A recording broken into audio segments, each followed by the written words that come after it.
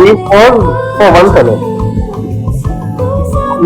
And we were like, man, we have three, but do you think the client will buy? And it's not easy to tell somebody your nostalgia.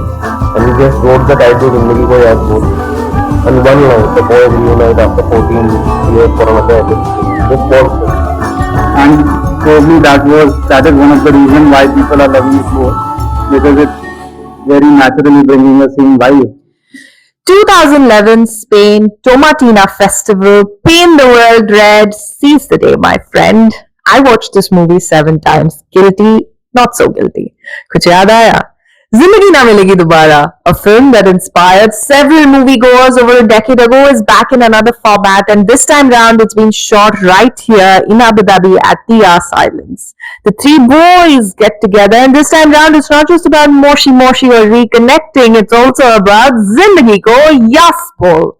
I've got 2 Indian creators who worked on this project, with the team curating an iconic campaign, recreating the film with the 3 boys that has gone on to achieve billions in views. Smit Agrawal and Vaibhava Bhatnagar tell me more about how it all came together, about the process, and everything that saying Yas has transpired into so beautifully as part of this campaign. To many more adventures and connections, say Yas and tune in to the latest episode of Karishma Konnect. Until the next one, stay tuned. This is Karishma. I'll be back yet again. Tada. Okay, I'll come to the campaign that's been on my mind, and I'm sure a lot of 90s kids have been trend watching this across platforms just now. Tell me about Not only 90s kids. हम लोग actually होते हैं. Actually, I will come to that question as well. But for me, first, tell me, how did all of it transpire? Where did the idea come from? Yeah, I'm just going to leave that question open-ended. Like the bunch of ideas that we had, the first idea was this.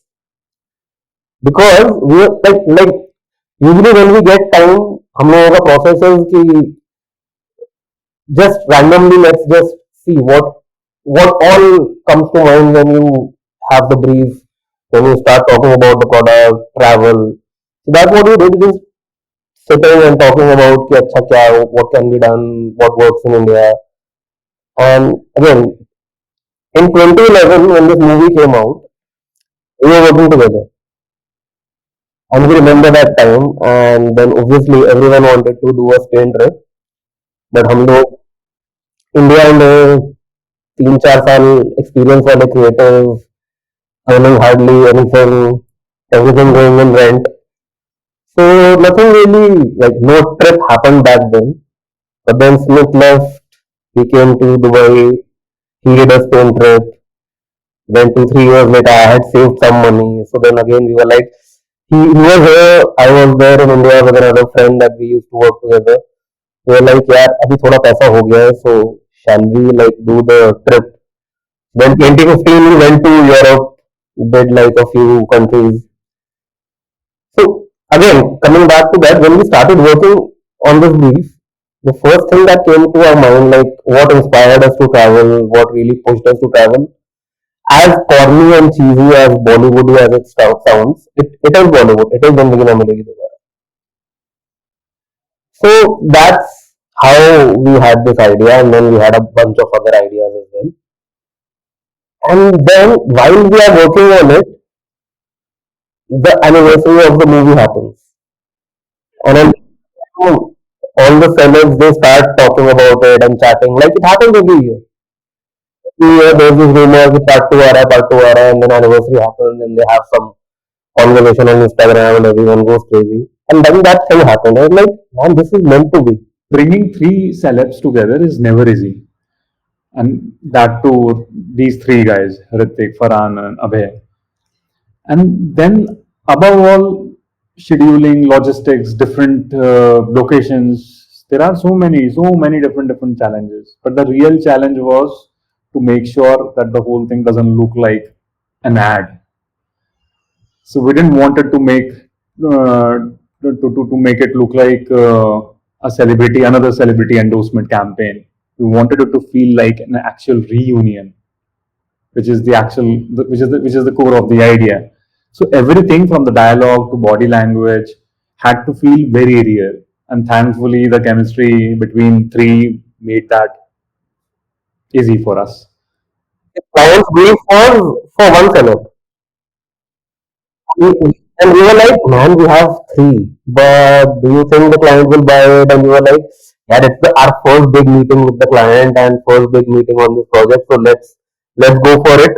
Let's start with the best idea that we have, and then in order of our preference, we'll present and let's see.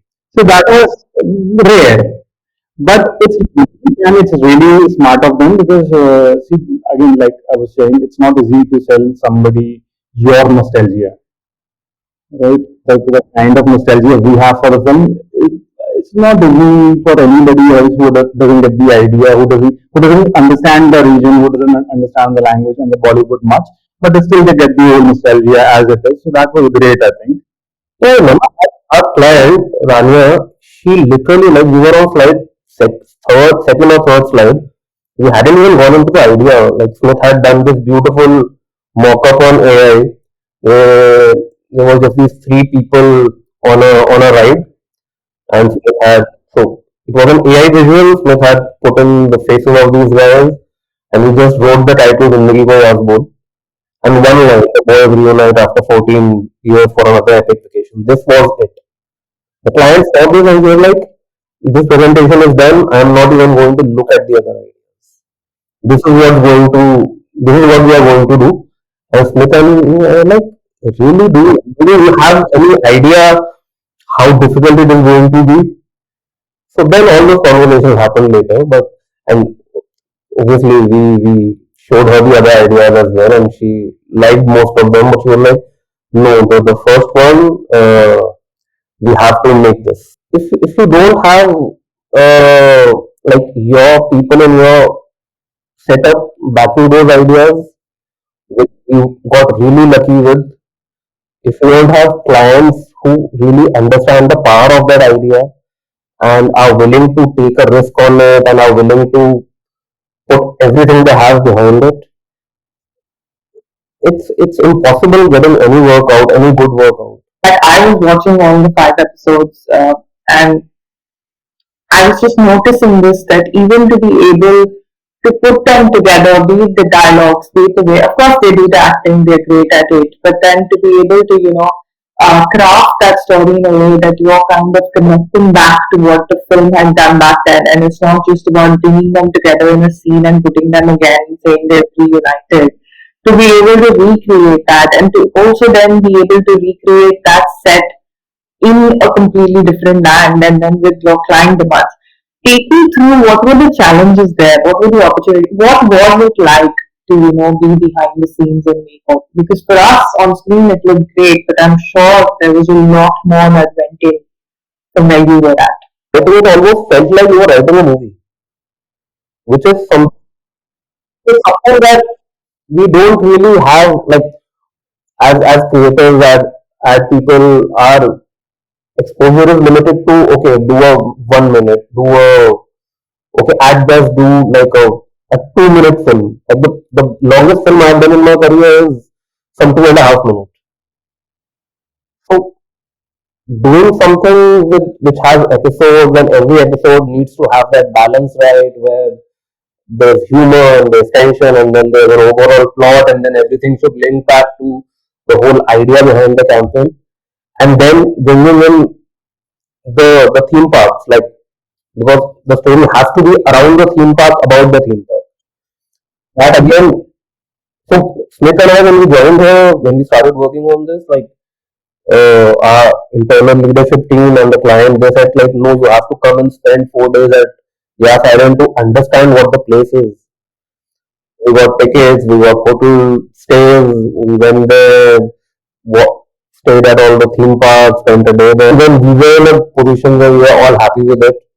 Then we got in touch with, we pitched it to Zoya, and like once she was on board, then she's like, okay, now I like all of it, but obviously the way she knows these characters and these actors, her creation, she's like, I understand the overall thing, but let me rewrite this. I'll keep in mind what you guys want to do and want to say, but we need to bring in that flavor. And we're like, yeah, of course, that's what our ambition also is. We are presenting to you the Yas side of this campaign. So we need you to bring in the Zindagi side of this. And when they come together, that's when we'll have the final script. Good creativity, good campaigns come out only when a good idea meets a brave client. What's the reason why you all chose only Zindagi? Now, there's so many iconic films within Bollywood and just not even restricted to Bollywood, Rashma. But why did you choose this out of all? So again, I remember one of the thoughts that I also had when we were discussing this was, why not do the original OG Indian friendship travel movie Dil Chahta Hai. So when we got this brief, we realized like the TG that we are targeting is a very specific age group, and they come from a very specific demographics. And we realized that the two of us, are exactly in the sweet spot in the middle of that. Because right now, a typical Yas traveler from India that we are targeting would be around somewhere around 35 to 45 or 30 to 45. Uh, Career wise, they would be at a point where they are making enough money to take an international trip. In terms of their lives, they would have a family, they would have a kid, two kids, maybe parents living with them. So when they travel, it's not like one person traveling; it's five people traveling together. So all these things we had in mind, and that is when we realized that when this movie came out, people who were 20 to 25 would now be in that age group, which is exactly what we are. So that was the marketing reason behind choosing that. And also, there are other things. If you look at the vibe of the film, what the film title said, Zindagi Ko Yas Bol, and how this nicely connected with the campaign we have, Zindagi Ko Yas Bol. It's the same essence. In a way, if you look at the movie 14 years back, it has the same insight in a way. Like the platform of the movie is the same, saying yes to different things. So it is such a natural connect for our brand and the campaign, and probably that is one of the reasons why people are loving it more, because it's very naturally bringing the same vibe. Even the storyline, if you see, it is very like smoothly bringing the whole, like it's seeming like a continuation of the film, right? The original. So that was absolutely, absolutely. So this whole combination was such a good combination for us. And did you have that line from the beginning? It so rarely happens that the first working line, that the first line that comes to your mind is the line that ultimately goes out there. In my career, it has never happened. It happened on this. Is there an anecdote from set? Any particular scene which is for memorable or something that you truly will always remember how it all came about? When you are still unsure whether the actors themselves have seen the scripts in entirety and agreed to everything, or whether they have feedback on the script or anything, we weren't really sure where. So this scene in the Warner Brothers episode where we have Ritik and Farhan as Tom and Jerry. So when we first thought of that, we were laughing. Like we were sitting in office and we were laughing that this would be so funny. And then immediately we were like, they're never going to do this. Like there's no way on earth they'll agree wearing Tom and Jerry costumes.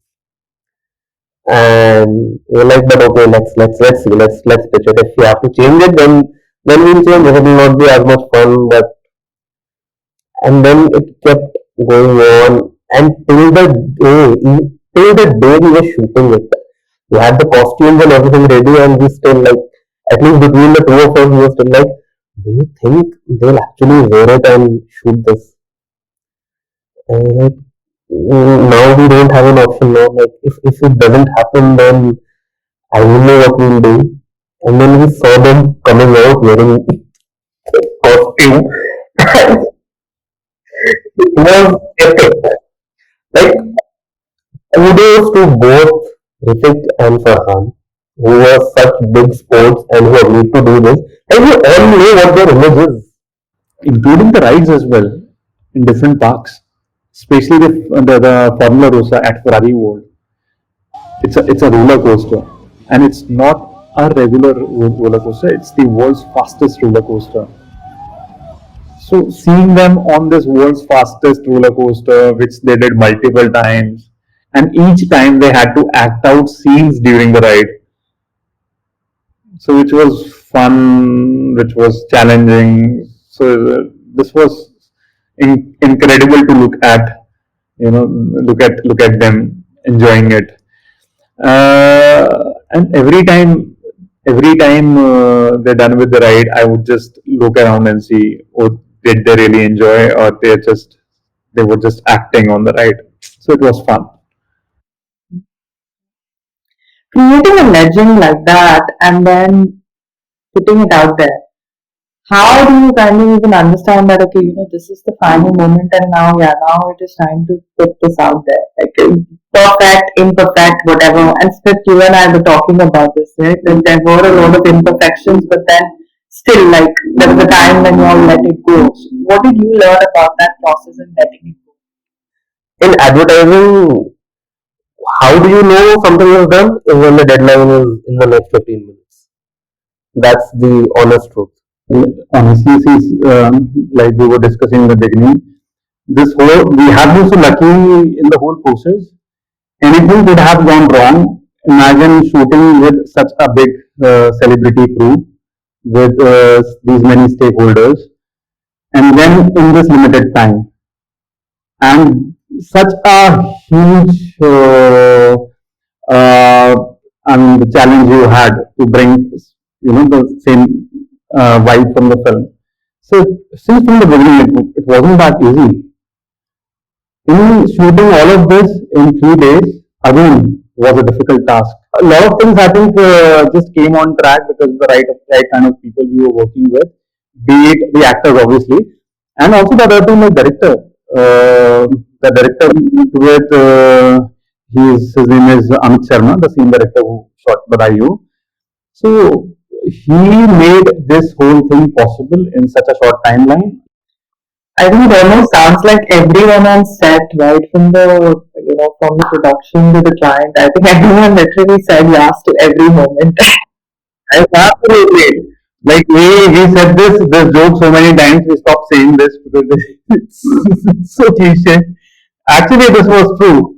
Everybody just said yes at every moment of the campaign.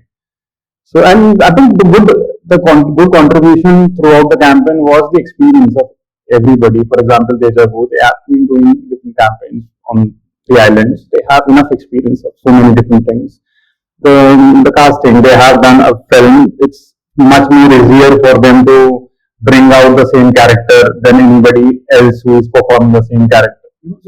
So naturally, a lot of things which came out to be so easy is I think is because of the experience, and And last question to both of you is, as creatives, what is that one takeaway that you would like to share with other creatives or sort of budding creatives who are, entering the field, going through that wait period, having gotten I would say it is one of your breaks, right? It is one of your iconic sort of work that you worked on. What would you kind of share with them? say don't create a campaign. Don't think of creating another ad piece. Like think of something which can stay with them for longer, touching upon the emotion and um, saying something. For example, the campaign we did a year or two ago, which won Grand Prix multiple times. So there also we tapped on the emotion, and there is a problem which is which nobody explored, the hidden rooms we did for Homebox. So the idea we had. So there also it worked for us because this is something what we have learned in India, and this is what we, wherever possible, we would love to bring out in this region as well. So yeah, this is important, very important to not don't create an ad. Don't create an ad. I think this is something not just me, everybody, many legendary people have been saying the same. But this is after so long, I feel this is very important. It's also about the attitude that you bring to it, which is again, you cannot give up. Like we've both been in the industry for 17, 18 years, and it's so easy giving up. And again, giving up can also mean a lot of different things to people. Giving up could be you get disillusioned with the industry and you leave it. Again, if it works for the individual, I'm not saying it's a bad thing. You don't have to be an ad creative or ad industry person all your life. If there are other better things that you like doing and you are going towards that, well and nice. But people give up, and another way of giving up is related to what Smith said. Like when you start working, you have a certain kind of approach towards your work, a certain kind of honesty towards your work, towards your craft. And then as you see, as time passes and you maybe see that it's not bringing me the success, it's not bringing me the money, the promotion, the big hype that I should get. Why am I doing all this? Why am I putting in the hard work? And then people start getting a little dishonest with their work, a little lazy with their work. Again, we've all been that. I'm not saying this from some big high pedestal that we've never done that. There's been times when we've had those discussions and we've been like, man, why are we putting in so much hard work? Who do you think really cares? It's just an ad. But I think if you keep at least some semblance of honesty to yourself and to your craft, and you keep doing it, sooner or later something good will happen, something nice will come your way. I think another thing which might sound a little cheesy, but really you have to say yes to a lot of things. If you don't have more yes than no's, then nothing good will come out of it. So if you, I mean, in this whole process, in this whole industry, it's important basically to have that approach all the time on. It works. So Zindagi Ko Yas Bol, thank you so much. I'm glad you said yes to this interview.